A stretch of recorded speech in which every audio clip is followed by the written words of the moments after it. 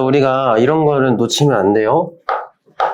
질량이 태양보다 커버리 되지? 그렇죠? 그럼 질량보다 태양이 크다. 이러면 적색 거성 말고 초거성 쪽이겠구나. 이렇게 기억을 좀 해줘야 됩니다. 항상 무조건 확인해야 돼요. 이게 태양 정도 되는 애인가 아니면 태양보다 훨씬 큰 건가, 그걸 먼저 봐주시고 태양보다 크다니까 초거성 쪽이겠구나 이렇게 봐주시면 되겠죠. 기억, 탄소층이 만들어지기까지 과정은 질량이 태양 정도랑 비슷하다. 지금 보면은 질량 관련 없이 우리가 가장 초창기 과정부터 다시 한번 써보면 최초에는 어느 별이든 성간 물질로 시작을 하는 거죠. 성간 물질은 뭐 이제 우주에 떠도는 뭐 가스나 티끌 같은 거를 성간 물질이라고 하는데, 주성분은 당연히 수소 헬륨입니다. 근데 이제 만약에 특수한 경우 뭐 주변이 하필이면 초신성 했던 곳 근처다, 그러면 이제 다른 것 좀 더 다양하게 있을 수도 있겠지만 그럼에도 가장 많은 건 수소 헬륨이 되겠죠. 그렇게 좀 기억해 두시고요. 얘네들이 이제 어느 정도 밀도가 큰 곳을 주축으로 뭉치잖아요. 그렇게 뭉치다 보면은 구름처럼 된단 말이야. 그러니까 좀 더 밀도가 높은 성간 물질 정도 느낌이다, 이렇게 봐주시면 좋겠습니다. 여기서는 이제 우리가 성운이라고 부르잖아요. 그러니까 우리가 우주에는 뭐 좀 다양한 성운이 있었겠죠. 뭐 성운이 뭐 여러 개 있었겠죠, 우주 전역에. 그렇죠? 근데 이 여러 가지 성운 중에서도 모두가 별이 될 수 있는 건 아니었다. 그럼 이 별이 되기 위한 조건은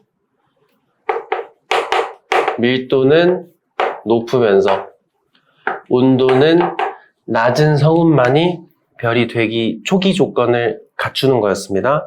왜냐면 일단 밀도가 낮으면 중력이 약해. 중력이 약하니까 별이 되기가 힘듭니다. 추가적으로 뭔가 뭉치기가 힘드니까 별이 되기 힘든 거고요.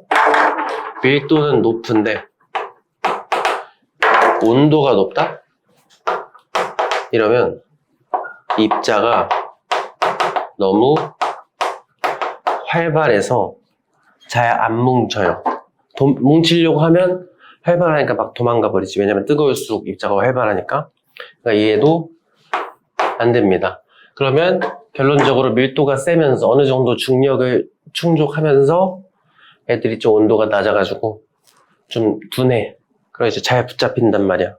그러면은 뭉치기가 쉽다고요. 그래서 이런 성운들 위주로 별이라는 게 구축이 되는데, 우리가 이제 뭉치다 보면은 뜨거워지죠? 이제 이때부터는 밀도가 이제 너무 커지니까 온도도 점점 올라가기 시작합니다. 이제 어느 정도 뭉쳐놓으면 온도 높아도 돼요. 왜냐면 중력이 훨씬 세니까. 이게 이제 처음에만 중요한 거야. 어느 정도 좀 덩어리 쌓아놓으면 온도 높아도 상관없어요. 이제 계속 뭉치기 시작하면서 온도는 계속 올라가겠죠. 근데 우리가 배웠던 것 중에 이런 게 있었잖아. 우리가 이제 여러 가지 에너지를 파장별로 나눴던 게 있었습니다. 그래서 왼쪽으로 갈수록 파장이 짧고, 파장이 짧은 순서대로 쭉 써놓은 거. 파장이 짧고 이쪽으로 갈수록 파장이 깁니다. 근데 이 에너지라는 녀석은 파장이 짧을수록 크거든. 여기는 파장이 짧을수록, 파장이 길수록 에너지 약하다. 이렇게까지. 그러면 에너지가 언제 세겠어요? 뜨거운 놈이 세겠어? 차가운 놈이 세겠어? 뜨거운 놈일수록 에너지가 아무래도 셀 거 아니에요. 그렇지? 그러니까 온도가 높아지다 보면은 얘가 계속 에너지를 밖으로 쏜단 말이에요. 에너지를 계속 쏩니다. 이거는 사람도 쏴요. 우리도 지금 에너지 쏘잖아. 어떻게? 적외선으로. 그렇지? 이제 온도가 계속 높아지다 보면은 에너지도 같이 세질 거 아니에요?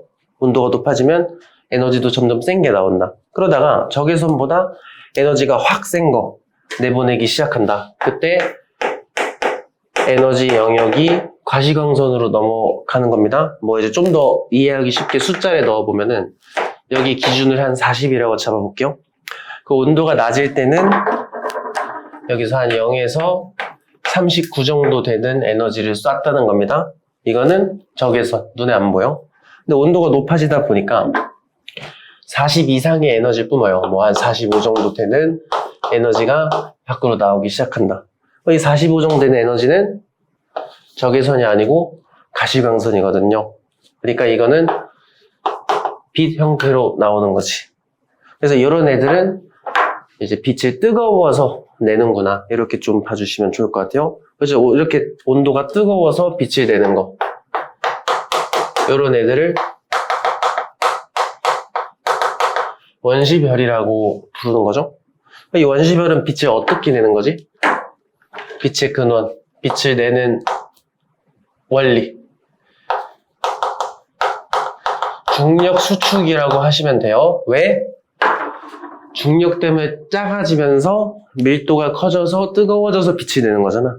그러니까 근본은 이 빛의 근원은 중력 수축 에너지다. 이렇게 봐주시면 돼요. 알겠지? 뜨거워진 이유를 생각해 보시면 돼요. 중력 때문에 작아지는 거지. 밀도가 커지면서. 이제 온도가 계속 올라갑니다. 이제 계속 수축을 할 거 아니에요.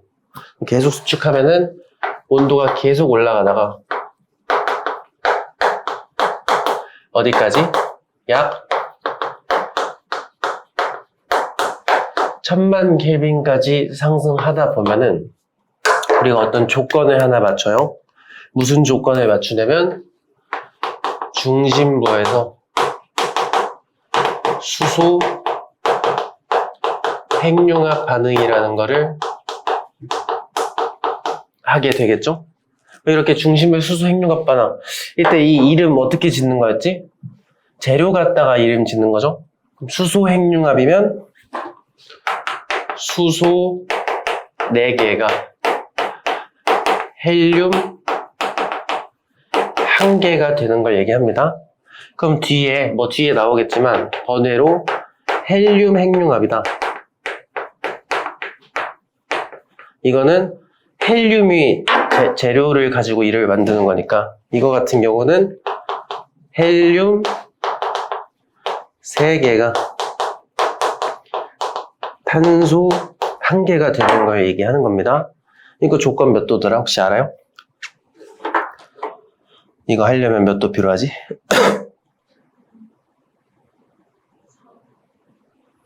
이렇게 켈빈입니다. 알겠죠? 어쨌든 그러니까 더 높은 단계를 만들수록 더 높은 온도가 필요한 겁니다. 알겠죠? 우리가 큰 거 만들려고 할 때 그럼 우리 이거 있었잖아. 엄마요? 이 수소 4개가 더해져서 헬륨 하나가 되는 거 아니야? 그렇죠? 그럼 이때 에너지를 밖으로 발산을 할 건데 발산하는 원리가 뭐였죠? 얘네들이 질량이 감소를 하고요. 대신에 에너지를 방출하는 거였습니다. 이 부딪히면서 이 알갱이들 입자들이 약간씩 다이어트를 하는 겁니다. 그 살 뺀 만큼 에너지가 나오는 거지. 사람이랑 똑같죠? 달리기를 때리면 몸이 뜨거워지잖아요. 그런 것처럼 부딪힐 때 질량을 감소하면서 에너지를 뿜는 거예요. 이렇게. 우리가 이것까지 좀 기억해 보시면 이거 4개가 합쳐서 뭐 4kg다 이렇게 넣으면은 이거 하나는 4kg보단 작아야 되니까 뭐 3.8 정도 된다. 뭐 이런 식으로 예를 들 수도 있겠죠? 0.2만큼 질량이 줄어들면서 그만큼이 에너지로 전환됐구나. 이렇게 봐주시면 되겠지? 어쨌든 그래서 이렇게 이제 별에서 변화가 생깁니다. 어떻게? 당연히 중력 수축에 의한 에너지도 나와요. 원시별처럼 얘도 현재 태양도 중력 수축에 의한, 그러니까 뜨거워서 에너지 뱉어요. 그치? 근데 이제 여기에 추가로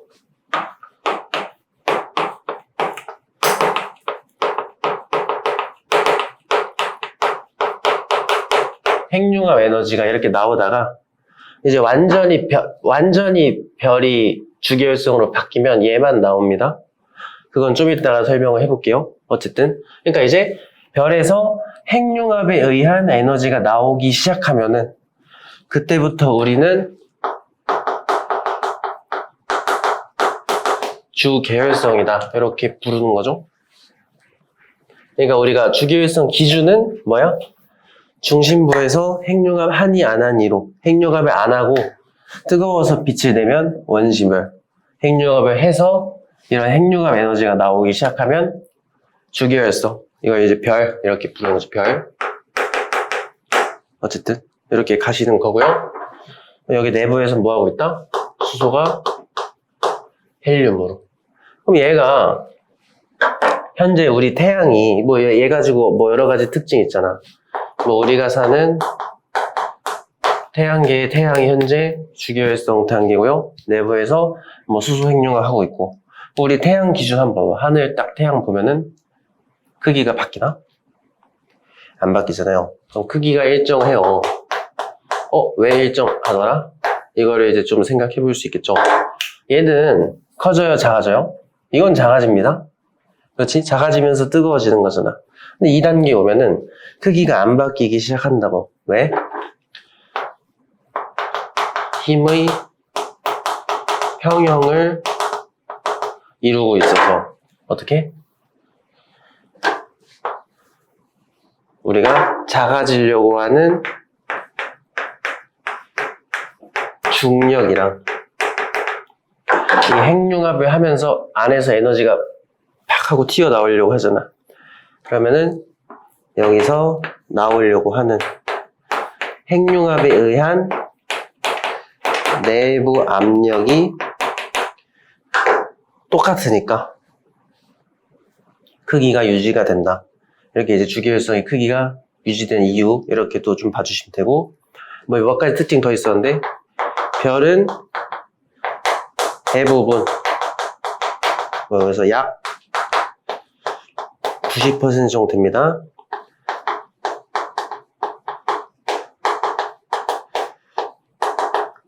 일생의 90%를 주계열성으로 보내고요. 이때 이거는 인생이 그렇다는 거, 인생의 비율 90%가 주계열성이라는 거고, 수명 자체도 질량하고 좀 관련이 있었죠. 별은요, 수명이 길면 질량이 작아요. 그러니까 우리 태양, 우리가 살고 있는 우리의 태양 있잖아. 걔는 수명이 100억 년 정도 됩니다. 근데 이제 질량이 반대로 크면은 뭐 초고성 되는 애들 있잖아. 질량이 엄청 큰 친구들. 이런 애들일수록 연료를 좀 막 쓰는 거지. 낭비를 좀 하는 겁니다. 그래서 오히려 큰 별일수록 오래 못 산다. 요거까지도 좀 이제 주계열성 관련 내용이니까 같이 좀 기억을 해두시면 좋겠죠? 어쨌든. 그럼 이제 이 이후에 어때요? 이 이후에 이제 우리가 두 개로 갈리잖아. 왜냐면 핵융합을 하다 보면은 뭐 인생 90% 산 다음에 나머지 뭐 이제 산전수전 다 겪은 다음에 마지막 마무리 할 때쯤에 보면은 중심에서 수소가 헬륨으로 바뀌고 있었으니까 내부가 완전히 헬륨이 될 때가 오겠죠? 그러니까 원래는 뭐 여기서 중심에서 내부 압력 때문에 크기가 유지됐던 건데 100% 헬륨이 되면 내부 압력이 좀 떨어지겠죠. 아무래도 안에서 나오던 에너지가 나오다가 안 나오는 거 아니야. 그러면은 이때부터는 내부 압력보다는 중력이 내부 압력보다 커지는 겁니다. 핵융합이 끝났으니까요. 맞지? 그럼 이제 다시 뭐 하겠어요? 중심부는 원래 내부 압력 때문에 크기가 유지된 건데 내부 압력이 약해졌잖아. 그러면 다시 수축을 하고요. 수축을 하면은 밀도 올라가고 온도 다시 올라가겠죠? 근데 외부는 어때? 이제 뭐 바깥 이상한데? 표면 이제 표면 입장에서 어떤지 봐봐. 중심부가 수축하면서 뜨거워지죠? 그럼 표면도 얘가 뜨거우면은 여기도 어느 정도 영향을 받지 않겠어? 그러다 보니까 표면은 뜨거워지니까 팽창하는 겁니다. 왜 팽창해? 얘네가 아무리 뭐라 해봤자 얘네들이 철도 아니고 다 수소잖아. 결국에는 기체 덩어리란 말이야. 그러니까 뜨거워지면 그만큼 활발해지는 겁니다. 활발해지면 부피가 커지죠. 그래서 중심은 수축하고 외부는 팽창하는 그런 상황이 나오는 거죠. 그래서 이렇게 커진단 말이죠. 이때 그럼 표면부는 팽창하면서 표면의 밀도는 어느 정도 감소를 합니다. 부피가 커지니까. 그렇죠? 근데 그러면은 온도도 낮아지는 거지. 이때 온도가 낮아지면서 색깔이 다운이 됩니다. 왜냐면 우리 가시광선에서 뜨거울수록 온도 높다고 했는데 가시광선 중에 가장 온도가 낮은 게 빨강색이고 여기가 보라색이란 말이에요. 원래 우리가 사는 태양은 한 노란색 정도 됩니다. 노란색에서 주황색 사이에요. 근데 부피가 커지면서 온도가 떨어지잖아. 그러니까 표면부가 빨간색으로 바뀌는 거야. 노란색이었는데 부피가 커지면서 표면 온도가 떨어지니까 노란색이었던 태양이 빨간색으로 바뀌는 겁니다. 그래서 이름이 적색 거성이 되는 거예요. 빨갛다 해가지고.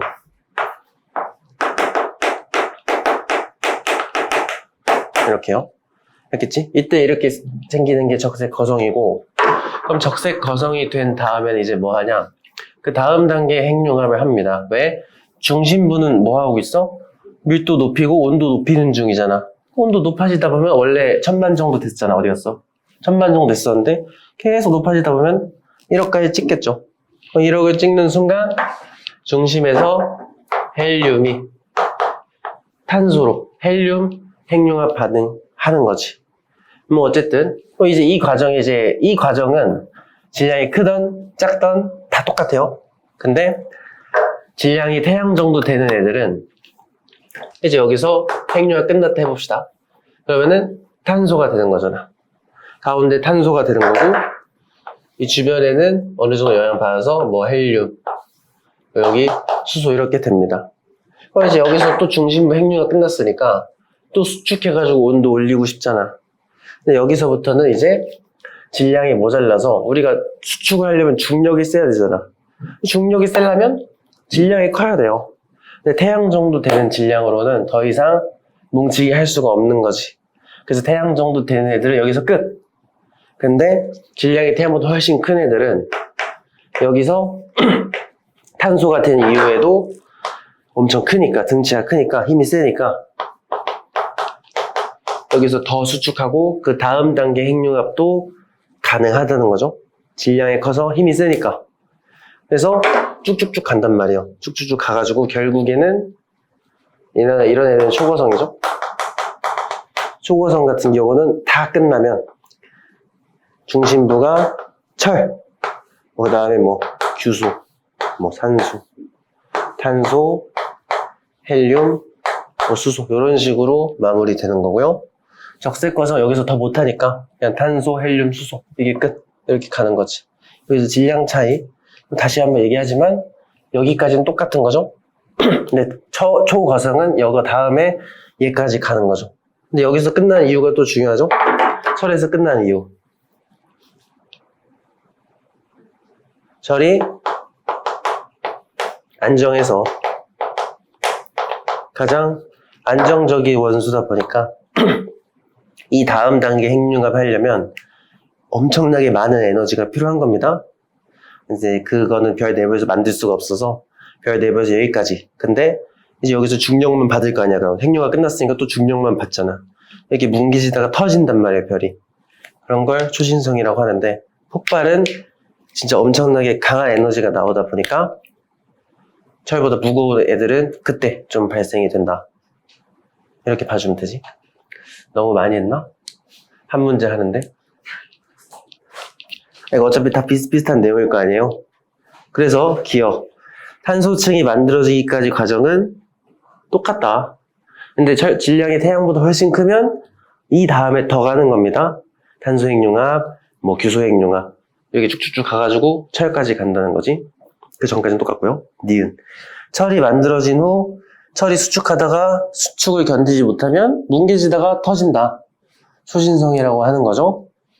마지막 디귿. 초신성 폭발 때 철보다 무거운 거 탄생하는 거죠.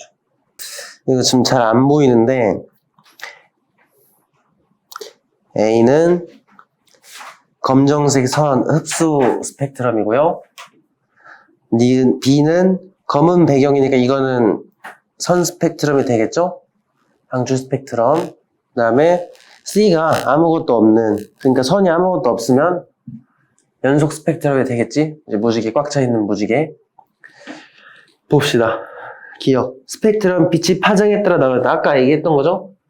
파장이 짧고 길어질수록 이렇게 쭉 배열해 놓은 게 스펙트럼이란 말이에요. 근데 그 중에서도 이 가시광선 영역만 잘라가지고 연속 스펙트럼이라고 부르는 겁니다. 파장에 따라 배열한 거야. 알겠지? 근데 파장이 짧으면 에너지 크다, 작다? 크다. 어쨌든 기억. 맞는 말입니다. 그래서 파장별로 분류를 한 거예요. 그래서 보통 이런 것도 사실 이런 거 알고 있으면 그냥 유용하니까 보통은 이 파장이 400나노미터에서 700나노미터까지를 가시광선이라고 불러요. 그러니까 400보다 더 짧으면 자외선, 700보다 길면 적외선이라고 하는데 솔직히 몰라도 됩니다. 역시 또 생각이 날 수도 있잖아. 억지로 외울 필요도 없다는 소리입니다. 니은. B는 특정 파장의 빛을 흡수한다. B가 뭐죠? 방출 스펙트럼, 선 스펙트럼이네요. 이런 검은 배경에 선이 띡띡 그어져 있는 스펙트럼은 어쩌다가 나오는 거라 했지? 이제 고온 기체. 뜨거운 기체들은 이 원자 핵과 전자 배치를 해보면 전자가 어디 있는 거라고요? 높은 곳, 낮은 곳? 높은 곳에 있는 게 뜨거운 거예요? 그렇지? 이때 이 궤도를 전자 궤도라고도 하는데 에너지 준이라고 부릅니다. 궤도 이름이 에너지 준이야. 알겠죠? 그러니까 높은 에너지 준 위에 있습니다. 그럼 뭐야? 안정적이고 싶잖아. 그럼 안정적인 게 언젠데 가장 안쪽이 안정적인 거예요? 화학에서 막 바닥 상태 이런 것도 하나? 바닥 상태로 가는 게 좋다고. 그러니까 고온 기체는 바닥 상태로 가고 싶다고요. 근데 이만큼 내려오고 싶잖아. 그렇지? 이만큼 내려오려면 에너지 뱉어 흡수해. 에너지 뱉지. 그죠? 이 뱉은 에너지가 하필이면 가시광선 영역이라서 빛으로 나오면 그걸 프리즘으로 분해를 하면은 나오는 게 선 스펙트럼이 됩니다. 그러니까 이제 에너지가 딱 정확히 이 간격만큼만 딱 나오잖아. 그러니까 그 간격이 위치와 에너지 크기만 딱 나오는 거죠. 기억나요? 어쨌든 그러니까 니은은 흡수할 때 나오는 게 아니고 방출할 때 나오는 거니까 틀린 거지. 자, 디귿. 이와 같은 스펙트럼을 원소 종류할 수 있다. 왜? 원소마다 궤도, 에너지 준위가 다 다르잖아. 그럼 간격이 다 다를 거 아니야. 그러니까 원소마다 튀어나올 수 있는 에너지 종류가 다 다르니까 우리가 그거 가지고 원소를 구분할 때 쓸 수 있는 거죠. 그 다음에 이런 스펙트럼을 알 수 있는 게 또 원소의 종류 알 수 있고요. 질량비까지도 알 수 있는 거지. 여기 두 개. 원소 종류, 그 다음에 질량비. 사실 질량비 알면 알 수 있긴 해요. 근데 이것만 딱 보면 알 수 있는 건 아니고요. 원자량 알아 뭔지? 배우나? 예. 상대적 질량 있잖아. 중3 때도 하지 않나? 1, 12, 14 이런 거 있잖아요. 이런 걸 알면 이걸 이용해서 질량비를 질량을 구할 수 있는 겁니다. 근데 이거를 모르고 이것만 안다고 질량은 알 수는 없어요. 그러니까 얘까지 알면은 이걸 이용해서 질량을 구할 수는 있는 거지.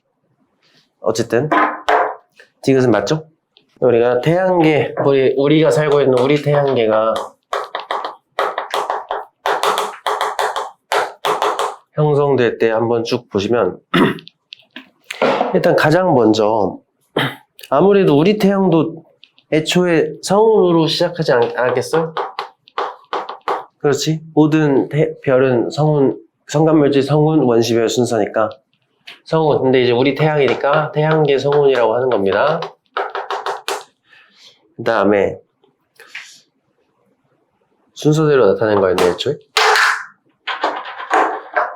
그 다음에 여기서 수축을 하다 보면은 뭐 원시 태양 이렇게 나오겠죠? 근데 우리 태양계는 그냥 지 혼자 수축한 건 아니고 수축하면서 회전을 좀 한 겁니다. 이제 균형이 안 맞으면 이렇게 회전을 할 수가 있어요. 그럼 우리가 얘기했던 거 가운데서 커다란 게 돌면 주변에 있는 것도 같이 돌아요. 맞아? 어떤 방향, 얘가 오른쪽으로 도니까 얘네들도 다 이 방향으로 돌면 됩니다. 이렇게 돌면서 막 고리 같은 게 만들어져요. 그럼 그거를 원반, 원시 원반 이렇게 부르는 겁니다. 그럼 이 원시 원반에는 뭐가 많아? 여기 지금 하필이면 이게 또 초신성 근처잖아요. 그래서 여기에는 뭐 철도 있고 뭐 니켈도 있고 당연히 수소, 헬륨 등등등 이런 게 있단 말이지. 얘네들이 같이 돌기 시작을 하는 겁니다. 그럼 돌다 보면은 움직이다 보면 막 팍팍팍 하면서 막 부딪힐 수 있잖아. 부딪히면서 어느 정도 덩어리가 된 거를 미행성체라고 부르는 거죠. 덩치가 어느 정도 커지면 돌다가 회전을 하다가 이렇게 가는데 같이 돌다가 이제 지들끼리 부딪히면서 점점 덩치가 커지는 거지. 이런 애들을 미행성체라고 부르는 겁니다. 이제 이 미행성체들도 계속 부딪히다 계속 커지다 보면 얘네들도 덩치가 커질 거 아니야. 맞아요? 그럼 덩치가 커지면 얘네들도 이제 스스로 주변에 있는 애 끌어당길 정도로 중력이 세질 거 아니에요. 그 정도 급 되면 원시 행성 이렇게 부르는 거지. 이제 주변에 내가 덩치가 좀 커서 중력으로 영향을 어느 정도 끼쳐서 스스로 이제 주변에 있는 걸 모을 수 있는 정도가 되면 행성이라고 부르는 겁니다. 알겠죠? 어쨌든 기억. 가에서 성운 중심의 온도는 계속 높아진다. 지금 성운이잖아. 성운 뭐해? 수축하면서 뭐해요? 네, 수축할 거 아니에요. 원시별 되려면. 그렇지? 온도 어떻게 돼야 되지? 올라가야 되겠죠? 니은 나 다 사이에 지구의 마그마가 형성됐다. 이거는 좀 별개의 내용인 게 이거 좀 이따 볼게. 디귿부터 봅시다. 라 이후에 지구 대기 성분 계속 똑같은 얘기구나. 니은 디귿 같이 보면은 이제 이 중에 하나가 원시 지구가 되겠죠? 이제 이렇게 미행성체가 되다가 미행성체가 이제 원시 지구 이제 이 미행성체 중에 하나가 지구입니다. 그 어느 정도 원시 행성 정도 됐을 때 막 계속 막 미행성체 충돌을 했을 거 아니에요?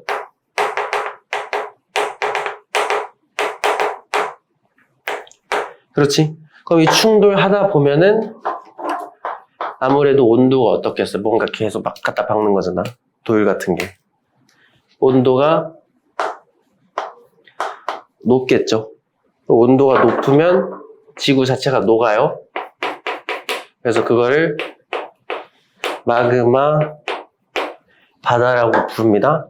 마그마는 애초에 액체잖아요. 이때 이 핵과 멘틀이 분리가 좀 되는구나. 왜요? 액체니까 유동성이 있을 거 아니에요? 그치? 이때 이제 마그마 바다 됐을 때 무거운 거, 철, 니켈 같은 게 핵이 되는 거고요. 상대적으로 가벼운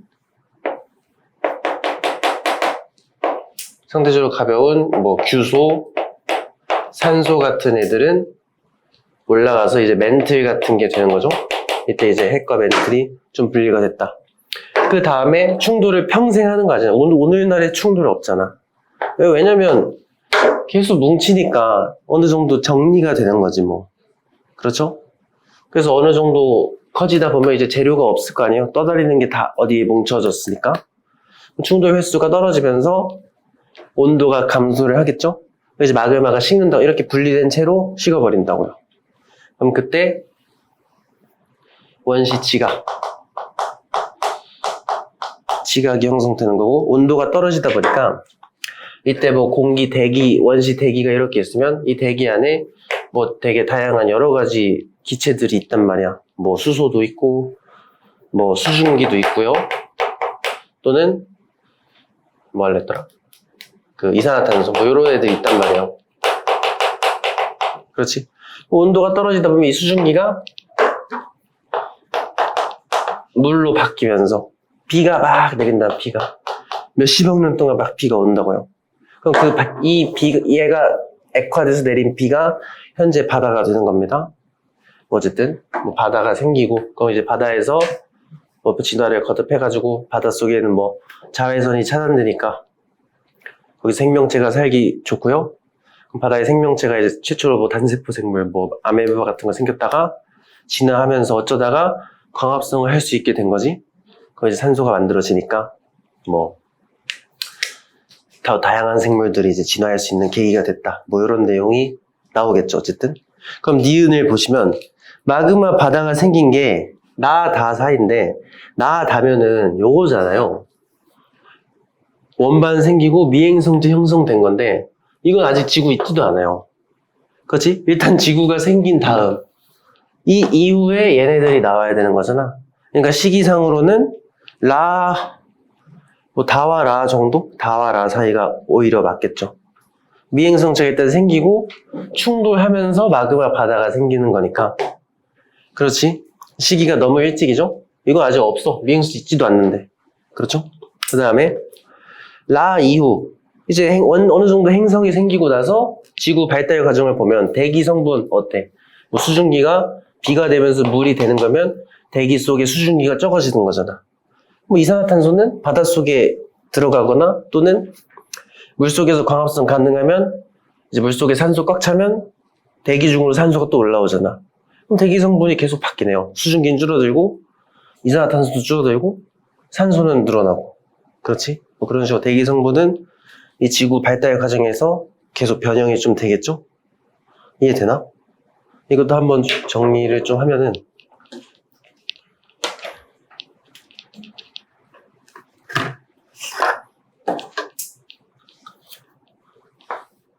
뭐 크게 여러 가지가 있는데 대표적인 것만 볼게요. 질소는요 지구 탄생 이래로 크게 변화가 없습니다. 얘는 반응성이 적은 게 특징이잖아요. 과자 봉투에 집어넣듯이. 그러니까 다른 애들이랑 반응을 잘 안 해가지고 거의 변화가 없다. 뭐 이렇게 좀 봐주시면 되고, 이산화탄소 같은 경우는 계속 감소를 좀 합니다. 왜냐면 바다가 생기고 나면은 바다에 녹아버려요. 우리 그거 기억나죠? 기권에서는 탄소가 이산화탄소잖아. 수권은 뭐지? 수권에서 탄소 어떻게 저장되죠? 탄산. 그러니까 이 대기 중에 많았던 이산화탄소가 바다의 탄산이온으로 바뀌면서 녹아버리니까 대기 속에는 이산화탄소 줄겠지. 그렇지? 그 다음에 이제 바다가 생기고 나서 이제 갑자기 등장하는 이런 친구들이 있단 말이지. 얘 같은 경우는 산소가 됩니다. 왜요? 처음에 왜 없어? 광합성 할 수 있는 애가 없어서. 근데 광합성 하고 나면 이제 산소가 이제 조금씩 채워지다가 바다에 꽉 차면 대기 속으로 이제 육지로 나와서 대기를 채운단 말이야. 그러니까 이제 이런 식으로 대기 변화가 계속 있었다는 뜻입니다. 무슨 말인지 이해돼? 어쨌든 정답은 3번 해주면 되겠죠? 별의 진화 과정은 4단계로 났다고 합니다. 그럼 일단 초신성이 껴있네요. 이건 질량이 큰 놈이야? 작은 놈이야? 초신성이 껴있으니까 질량이 매우 큰 친구가 되겠죠? 이렇게 항상 별 진화 과정 할 때 질량이 어떤지 한번 제일 먼저 이것부터 체크를 해야 돼요. 그럼 이제 질량이 크니까 4개가 이제 뭔지 한번 보자. 원시 별 다에 뭐예요? 주기율성일 수밖에 없죠? 그리고 질량이 태양보다 큰 놈이기 때문에 적색 거성이 아니고 초거성. 초거성 끝나면 초신성 하는 거죠. 그럼 디귿. B단계 이후. 그러니까 초거성 이후에 별의 중력은 내부 압력보다 더 크게 작용한다. 우리 초거성에서 폭발하는 이유가 뭐였죠? 초거성 다 끝났을 때. 철. 가운데가 철일 때. 이때 핵융합 해 안 해? 안 하지. 그럼 중력밖에 없잖아 또. 그러니까 중력이 크니까 얘가 계속 쭈그러지려고 하다가 그걸 못 견디고 터지는 게 초신성입니다. 그러니까 초거성 다 끝났을 때 생각해보면 철이 됐을 때 끝난 거잖아. 핵융합 안 하죠 얘는? 그러니까 중력만 있으니까 중력이 세서 막 쭈그러들다가 탕 하고 터지는 게 초신성이 되는 겁니다. 지구 시스템 에너지원입니다. 총 3가지가 있었죠. 태양 에너지, 지구 내부 에너지, 조력 에너지 이렇게 3개가 있습니다. 기억. 지구에서 흡수되는 태양 에너지 양은 제일 크죠? 이게 99% 이상입니다. 나머지 2개 합쳐도 1%도 안 됩니다. 그럼 둘 중에 더 큰 건 누구? 지구 내부랑 조력이랑. 지구 내부가 더 커요. 조력이 가장 적은 비중을 담당하고 있습니다. 태양 에너지가 양이 제일 많은 거예요. 그럼 기억은 맞는 말이겠죠? 그 다음 니은 조력 에너지. 그래서 이거 조심하라 그랬죠? 물의 순환은 조력이 아니고요. 태양입니다. 왜? 우리 이 물의 순환이 대표적으로 해류를 떠올리면 좋은데 이 해류가 바닷물의 흐름을 해류라고 부르는데 이 해류가 부는 이유가 햇빛을 받아서 이 육지랑 바다 이렇게 있으면은 육지 쪽이 훨씬 더 온도가 많이 뜨거워지고 상대적으로 바다는 차가우니까 이쪽 공기는 상승하고요. 반대쪽 공기는 내려오죠? 왜? 뜨거우면 부피가 커지고 부피가 크면 밀도가 작으니까 올라가는 거고 상대적으로 온도가 작으면 부피가 줄어들고 그럼 밀도가 커지니까 내려오는 거지. 그러면 이쪽은 공기가 아래쪽 기준, 지표면 기준에 공기양이 많으면 기압이 높아지는 거고요. 양이 많으면 압력이 높아요, 보통. 그 다음에 이쪽은 공기가 다 올라가 버렸으니까 공기량이 적어지니까 저기압. 그러면 이렇게 바람이 부는 거잖아. 그렇죠? 이 바람이 부니까 바닷물도 같이 이렇게 흐른다고요. 요거를 해류라고 하는 거기 때문에 결국에 물이 순환하는 거는 태양 때문입니다. 그럼 조력 에너지는 어느 정도냐면 밀물, 썰물 정도만 생각하면 돼요. 밀물, 썰물, 해수면이 높낮이 변화 이런 거는 조력 에너지고 물이 순환하는 거는 태양입니다. 헷갈리시면 안 돼. 니은은 그래서 틀린 겁니다. 디귿. 지구 내부 에너지, 화산, 지진 이런 거 발생시키는 게 지구 내부 에너지였죠. 이제 지구 내부에서 막 방사성 원소, 우라늄이나 토륨 같은 친구들이 붕괴되면서 열이 난단 말이에요. 그러면은 그 열이 이제 올라오는 게 지구 내부 에너지라고. 그러면 그게 심하면 화산이 나기도 하고 이제 멘틀이 대류하면서 지진 같은 게 일어나기도 하고 이러는데 주요 원인은 지구 내부 에너지다. 이렇게 가주시면 돼. 넘어가도 돼요. 그 다음 뭐였지? 6번. 탄소 순환 과정입니다. 그럼 기억 봅시다. 인간 활동으로 A가 뭐예요 지금? 땅에서 뭐가 올라가네요. 그렇죠? 그러면 인간 활동으로 A 과정. 그러면은 화석 연료 태우는 건가 보다. 땅에서 이제 우리가 자동차 타고 이제 기름 같은 거 쓰잖아요. 휘발유 이런 거 사용하다 보면 이산화탄소가 나온단 말이야. 그럼 직권에 있던 탄소가 이산화탄소로 바뀌어서 기권으로 올라가는 겁니다. 그렇지? 그러면 A가 증가하면 지구 시스템 전체 탄소량 증가한다 했어요? 지구의 탄소량이 증가하려고 우주랑 외권이랑 좀 영향을 받아야 되는데 만약에 외권에서 탄소가 이렇게 타고 들어온다면 늘어나겠지. 근데 외권하고 물질 교환해야 안 해요? 안 하지. 그러면은 지구 자체에는 탄소량은 일정한 겁니다.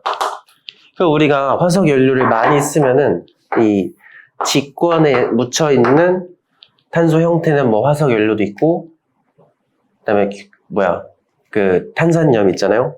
그 탄산칼슘 같은 거 그런 형태로 가장 많이 존재하는데 그 중에서도 탄산칼슘 형태가 제일 많다 그랬죠. 어쨌든 이걸 태우면은 이산화탄소로 바뀌면서 이제 기권으로 넘어가는 거잖아. 그러니까 이 안에서 노는 거야. 지구 전체로는 그대로인데, 그러니까 직권에서 기권으로 넘어가는 거니까 직권이 줄고 기권이 늘어날 뿐이에요. 여기서 줄어든 만큼 여기서 늘어나는 거니까 지구 전체로는 그대로다. 이것도 굉장히 자주 물어보는 것 중에 하나니까 꼭 기억해 두시면 됩니다. 지구 전체는 똑같다.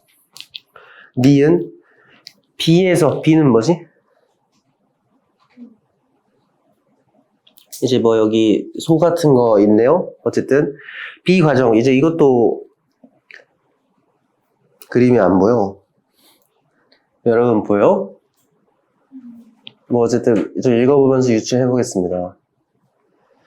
탄소는 이산화탄소 형태 이동하는, 어쨌든 기권으로 올라가는 거잖아요.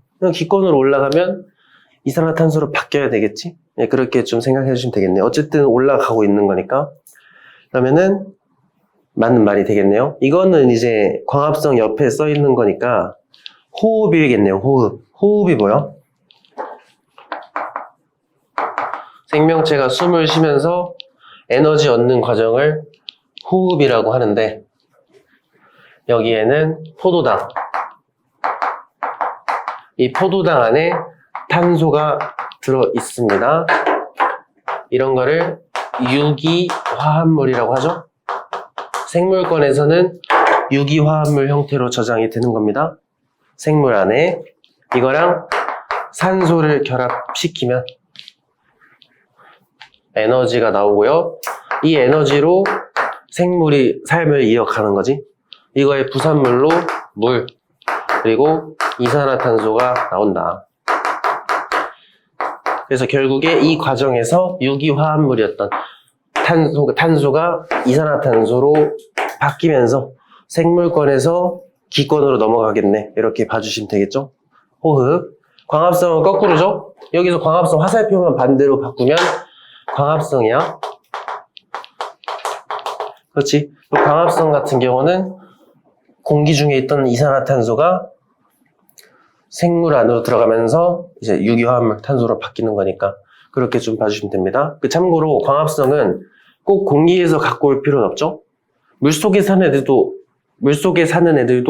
광합성 할 수 있잖아. 물에 녹아있던 이산화탄소 이용해서 이제 수권에서 생물권 넘어갈 수도 있어요. 거꾸로 호흡도 마찬가지야. 물속에 사는 생물도 호흡하면은 기권으로 보내는 게 아니라 수권으로 보내겠죠? 그치? 그렇게. 그러니까 호흡과 광합성은 생물권이랑 기권 또는 생물권, 수권 이렇게 갈 수 있는 겁니다. 됐지? 그 다음에 디귿. 수온이 높을수록 C가 활발해진다. C는 기권에서 수권으로 넘어가는 거네요. 탄소가. 이거는 용해도 떠올리시면 좋아요. 그리고 이제 중2 때 배우는 거니까 용해도가 크면 의미가 뭐냐면 많이 녹아요. 맞지? 근데 용해도가 언제 커지냐면 온도가 낮을수록 커요. 기체는. 이게 이산화탄소는 기체잖아요. 기체. 그치? 그러니까 온도가 낮을수록 기권에 수권 넘어가는 게 커야 됩니다. 그럼 이거는 온도가 높을수록이라고 하니까 틀렸지. 그럼 만약에 온도가 높다면 뭐가 활발해지면 될까? 온도가 높으면 용해도가 떨어지겠죠? 이러면 많이 녹아, 많이 못 녹아? 많이 못 녹아요. 이러면은 수권에서 기권으로 가는 게 활발해지겠죠? 많이 못 녹으니까 다 빠져나간단 말이야. 그렇지? 그러니까 옛날에 그거 생각하시면은 여러분은 모르겠지만 저 때는 물을 다 끓여 먹었거든요. 왜냐면 거기 안에 염소가 남아있을 수가 있어서. 끓이면 날아가. 그러니까 이것도 온도 높으면 물에 있던 기체가 날아가요. 그거 떠올라 주시면 좋을 것 같아요. 아마 용해도라는 말은 안 배우지 않았나? 근데 중학교 때 배워서 흑연에서 한층 분리해낸 신소재, 이걸 뭐라 그러죠? 그래핀이라고 하지. 그래핀은 일단은 탄소로만 이루어진 물질입니다. 탄소야, 탄소. 몇 쪽이죠, 이거? 14쪽입니다. 그럼 14쪽이면 원자과 전자는 4개입니다. 그래서 보통 이렇게 원자과 전자가 4개면 기본적으로 공유결합하는 애들이야. 그래서 이 친구들도 공유결합을 하는 친구들입니다. 근데 원래 그럼 공유결합이면 모든 애들이 다 결합을 하려면 주변에 가운데 탄소가 하나 있으면 원자과 전자가 4개니까 4개가 들어가면 다 결합하는 거잖아. 근데 얘는 이렇지 않고요. 3개만 딱 결합을 한다고요. 이렇게 3개씩 결합을 하다 보니까 육각형 구조가 되는 겁니다. 그렇지? 그럼 여기 얘 입장에서 원래 전자가 4개 있어야 되는데 3개가 공유를 했잖아요. 하나 남잖아. 그렇지? 그 하나 남는 애들이 이제 잉여 전자라고 부릅니다. 그래서 얘 때문에 놀고 있는 전자가 있으니까 전기가 잘 통하는 거예요. 왜요? 전자가 움직이는 게 전류잖아. 그러니까 놀고 있는 애가 많을수록 전류가 잘 흐른다고 보시면 됩니다. 그러니까 이것 때문에 전자가 남으니까 3개가 결합을 하니까 전자가 하나 남아가지고 전기 전도성도 뛰어나고요. 열 전도성도 뛰어나고 강도, 튼튼한 정도를 강도라고 한다 그랬죠? 그래서 강도도 뛰어나고 뭐 유연성도 있고 그리고 얇어, 두께가 매우 얇으니까 투명해. 그러니까 이제 디스플레이로서 역할도 좀 할 수 있는 거, 유리처럼. 어쨌든 그 정도 특징이 있는데 한번 볼게요. 1번 열을 잘 차단한다. 차단하는 거는 전도성이 안 좋아야 돼요. 근데 얘는 전도성이 좋기 때문에 열을 굉장히 잘 전달을 해줍니다. 이것 때문에 제가 헷갈리지 말라 했던 게 있었죠. 방열 소재. 방열 소재로 이 그래핀을 많이 쓴다고요. 근데 방열 소재가 뭔가 열을 막는 것처럼 보이잖아. 근데 열을 막는 게 아니고 열을 방출한다는 뜻이야. 열을 빼는 소재라는 뜻이에요. 막는 게 아니고요. 열 전달을 잘해주니까 빼는데 되게 효과적으로 쓸 수 있을 거 아니에요. 그렇지? 어쨌든 그래서 일단 정답은 1번입니다. 나머지 한번 볼게요. 탄소로만 이루어졌다. 100% 탄소로만 이루어져 있습니다. 이게 육각형 구조를 이루려면은 3개씩 결합하는 거야. 어디든 3개니까 여러분 항상 봐봐. 여기 가운데 있는 탄소. 얘 입장에서는 얘 주변에 탄소 몇 개? 하나, 둘, 3개. 얘도 하나, 둘, 3개. 여기 있는 애도 하나, 둘, 3개. 이렇게 3개씩 결합하는 거예요. 그러니까 모든 탄소가 전자가 하나씩 남으니까 남는 전자 굉장히 많잖아.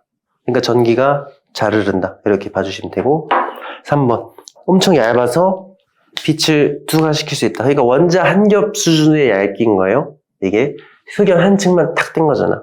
그러니까 두께가 원자 하나 지름이랑 똑같은 거지. 굉장히 얇겠죠. 그러니까 엄청 빛이 통과할 정도로 굉장히 얇다. 4번 반도체에 비해 전기적 성질을 변화시키기 어렵다. 우리가 반도체의 경우는 물론 시험 범위가 아니지만 기억하실지 몰라. 온도가 높을수록 전기가 잘 통했었죠. 그랬어요. 근데 이제 얘는 전기가 그냥 항상 잘 통합니다. 그러니까 반도체의 장점이 뭐였냐면 조절이 되는 거였어. 내가 전기를 잘 흐르게 하고 싶으면 그렇게 맞출 수 있고 좀 끊고 싶으면 끊을 수 있는데 그건 안 된다. 항상 잘 통하기만 하는 겁니다. 이게 선택할 수 있는 게 좀 장점이라 그랬죠. 근데 이건 선택은 못한다. 항상 잘 통한다. 4번 맞는 말이고요. 5번 균일하고 촘촘한 구조는 뭐 바닷물 필터로도 쓸 수 있다. 이게 이제 굉장히 튼튼하잖아. 그러니까 이 사이로 뭔가 지나가게끔 이제 뭐 걸러내는 망 역할로도 사용한다. 뭐 이 정도 그냥 참고 정도로만 알아두시면. 이제 물의 순환입니다. 이 물의 순환에서 기억할 게 이것도 결과론적으로 한번 봐봐. 바다가 지구온난화 같은 거 다 빼고 그냥 아무 일도 없었다 쳤을 때 바다가 막 계속 커지나? 아니면 줄어드나요? 일정하잖아요? 왜? 평형을 이루고 있어서. 물이 평형을 이루니까. 이 평형을 이루려면 각 권역별로 유입량과 유출량이 똑같으면 됩니다. 그러니까 이제 뭐 기권이면 기권, 수권이면 수권, 직권이면 직권, 이렇게 세 개도 전부 다 그냥 들어온 만큼 나가고 들어온 만큼 나가고 똑같이 얘도. 그러니까 모든 권역별로 이게 다 똑같이 유지가 되면 돼요. 이게 이제 물의 평형이고요. 그럼 만약에 숫자가 나오면은 뭐 예를 들면은 기권 입장에서 뭐 바다에서 증발한 거. 그럼 바다에서 증발했다는 거는 바다에서 물이 위로 이렇게 증발하는 거잖아. 이거는 바다 입장에서, 수권 입장에서는 유출이 되겠죠? 근데 공기 입장에서는 들어오는 거잖아. 그렇지? 그러니까 뭐 얘가 뭐 320 정도 들어왔다. 그럼 바다에서 빠져나가는 거는 320이 될 수 있겠죠? 그럼 공기로 들어올 수 있는 게 또 뭐가 있을까? 경로가 육지에서 증발할 수도 있을 거 아니야. 왜? 육지에도 물이 있잖아요. 육지 쪽에서 증발, 육지에서 증발하면은 뭐 한 60 정도 증발한다고 해봅시다. 그러면은 이거는 기권 입장에서는 들어오는 거죠. 60 들어왔어. 그렇지? 근데 이게 직권 입장에서는 나가는 게 되겠지. 맞니? 이렇게 기억을 좀 해두시면 됩니다. 그럼 이제 기권에서 나가는 것도 우리가 체크를 할 수가 있잖아요. 그럼 기권에서 나가려면 두 가지 방법이 있겠네. 뭐 바다에 비가 내릴 때도 있을 거고요. 육지로 비가 내릴 때도 있을 거 아니에요? 그렇지? 그럼 육지에 비가 내리는 게 많을까? 바다에 내리는 게 많을까? 당연히 바다가 많겠죠? 왜? 이 해수는 지구 전체의 70%를 덮고 있잖아요. 그러니까 바다에 내리는 비가 아무래도 많겠지. 이 수치를 외우는 건 아니기 때문에 나도 모르겠는데 96이라고 한번 놔보겠습니다.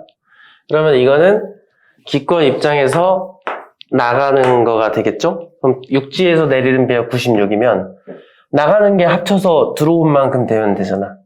그럼 바다로는 몇 나가야 되겠어?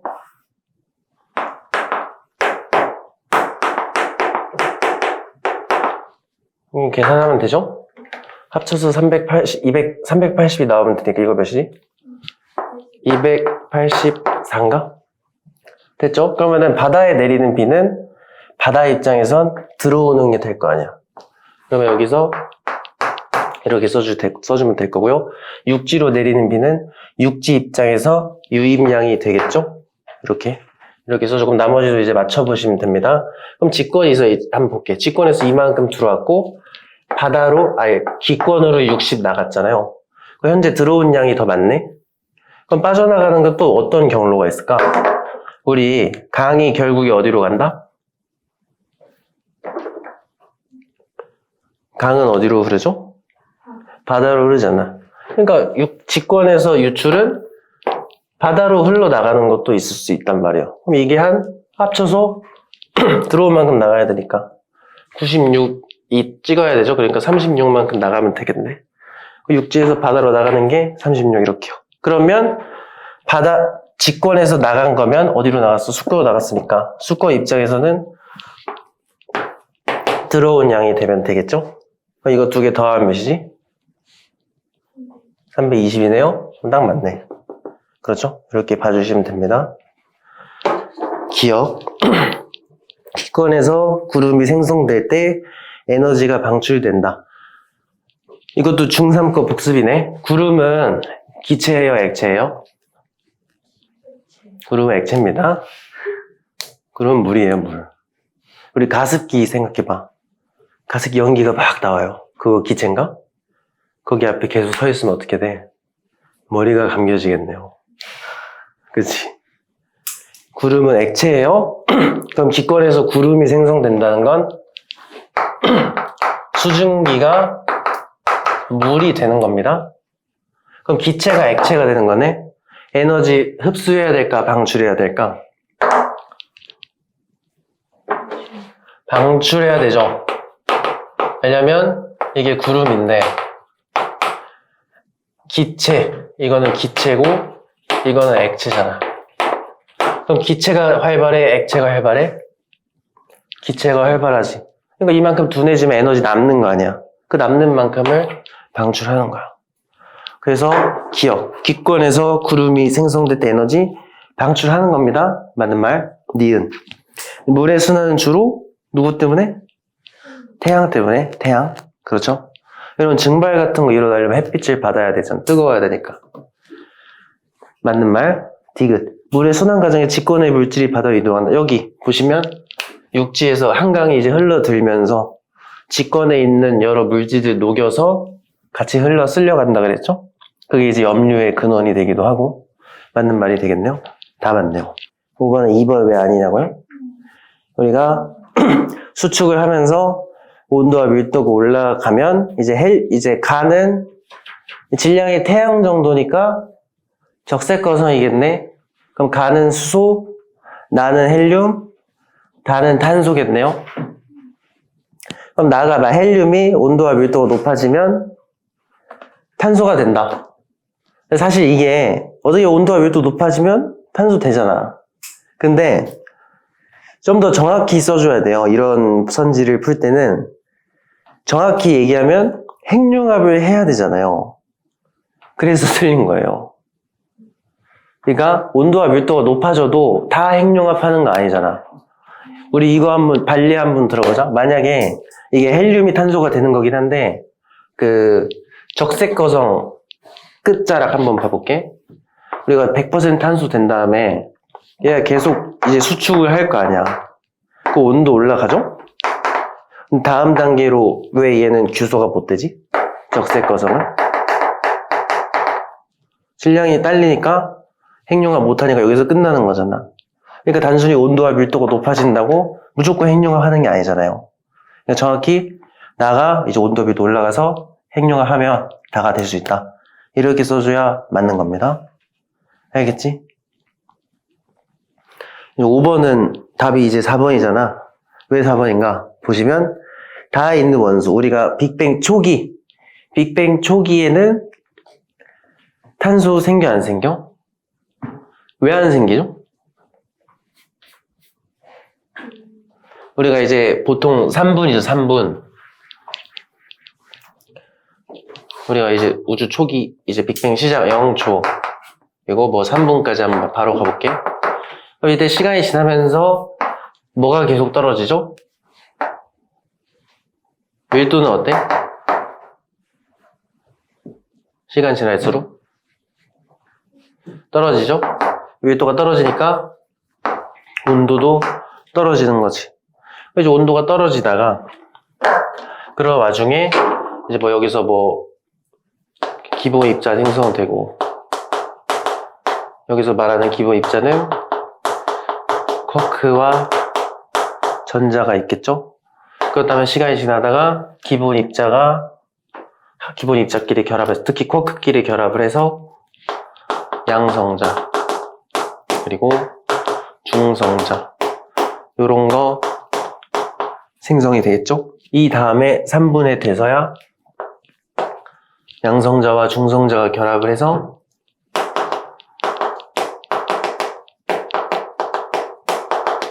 헬륨 원자핵이 생성이 되는 거잖아? 그러면은 이 다음에 만약에 탄소가 만들어지려면 이것보다 탄소가 만들어지려면 6억 정도 돼야 되거든요? 최소?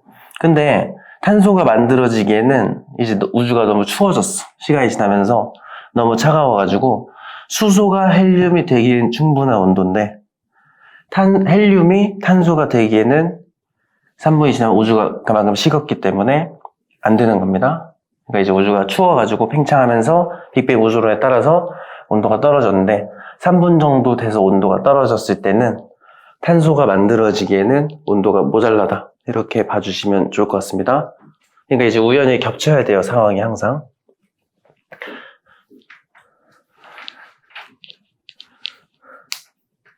그래서 4번이 맞다. 나머지는 뭐가 틀린지 한번 볼까? 본 김에. 1번. 가장 안쪽에 있는 다가 먼저 만들어지나? 아니죠. 작은 것부터 항상 수소, 헬륨, 탄소 순서겠지? 2번은 설명을 했고요. 3번. 나가 수축해서 온도와 밀도가 높아지면 가도 같이 수축한다. 나가 수축을 하면 뜨겁잖아. 그럼 가는 커져야 되겠죠? 우리 그 적색거성할 때 커지는 거잖아. 그렇지? 표면부는 팽창을 하는 거니까요.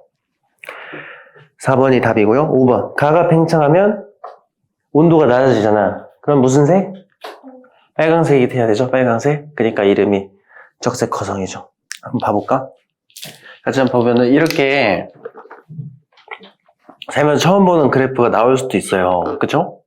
그러면은 그냥 일단 첫 번째로 해야 되는 게 이 그래프가 뭘 말하는 건지 그거를 봐야 됩니다. 월별로 수온 그래프를 준 거잖아요. 근데 깊이에 따라서 선을 따로따로 그어놨어요. 그렇지? 그러면은 우리가 이제 문제에서 표시한 거는 2월이랑 6월이니까 2월, 6월만 볼게. 2월 한번 봐봐. 맨 끝에 있는 게 0m일 때 수온이잖아. 그럼 0m일 때 수온이 뭐 10도 언저리가 되나 봅니다. 그러면은 여기서 한 뭐 10몇 도 이렇게 갔을 때 여기서 시작을 하겠죠? 근데 지금 가만 보니까 50m, 100m까지 온도 변화가 커요, 안 커요? 다 10도 언저리잖아. 그러면 얘는 100m까지 그냥 온도 변화가 거의 없다는 겁니다. 이거는 혼합층을 표현한 거잖아요. 그렇지? 근데 이제 그 다음 단계 100에서 200 넘어갈 때 갑자기 온도가 팍 꺾이잖아. 아, 그럼 여기서 수온 약층 생겼나 보다. 근데 마지막 여기서 200에서 500까지도 또 큰 차이 없죠?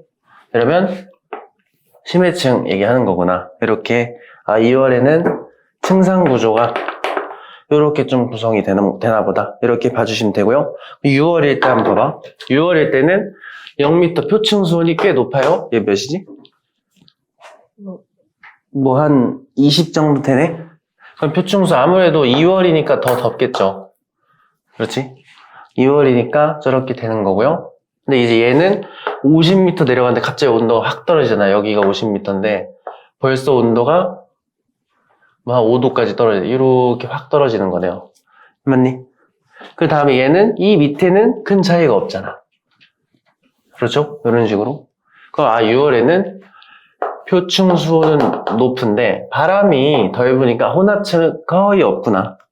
그렇죠? 이런 식으로 자료를 처음 보는 자료가 나오면 우리한테 익숙한 걸로 좀 바꾸는 작업이 필요한데 그러려면은 그래프가 정확히 뭘 의미하는지 정확히 판단을 해야 됩니다. 이런 스타일의 문제는 예측이 안 돼요. 그래서 만약에 여러분이 닥쳤을 때 자료를 진짜 정확하게 해석을 할 수 있는 걸 필요로 합니다. 무슨 말인지 이해되죠? 그래프 안에 모든 정보가 다 있을 거예요, 분명히. 그리고 그거는 우리가 배웠던 걸로 연결이 무조건 될 겁니다. 그러니까 문제 됐겠죠? 그러니까 당황하지 말고 연습해 주시면 연습은 안 되지, 사실은. 대처를 할 수 있어. 당황 안 하면 대처할 수 있어요. 천천히 이 그래프가 뭘 뜻하는지 천천히 한번 봐봐. 알겠죠? 당황하면 끝입니다, 이런 거는. 그럼 봅시다. 기억. 2월보다 8월에 바람의 세기가 큰가 보다. 왜요? 바람 세기는 셀수록 혼합층이 두껍잖아요. 6월에는 혼합층이 거의 없는 거고 2월에는 혼합층이 꽤 있으니까 2월에 바람이 센가 보다. 이렇게 판단할 수 있을 거고 니은 6월에 혼합층 두께가 거의 없죠. 왜? 0m에서 50m 내려올 때 갑자기 온도 확 떨어지면은 처음부터 온도 떨어졌다는 거잖아. 그렇지? 혼합층이 거의 없거나 바람이 거의 안 불었나 보다. 이렇게 생각할 수 있겠죠? 그럼 디귿. 100m 깊이의 수온은 2월보다 8월. 이거는 100m 선, 이 네모 칸이 100m짜리잖아요. 이거 비교하면 되겠지? 그렇죠? 그래프 읽어가지고 판단해 주시면 되죠? 이렇게 준비해 주시면 좋겠습니다.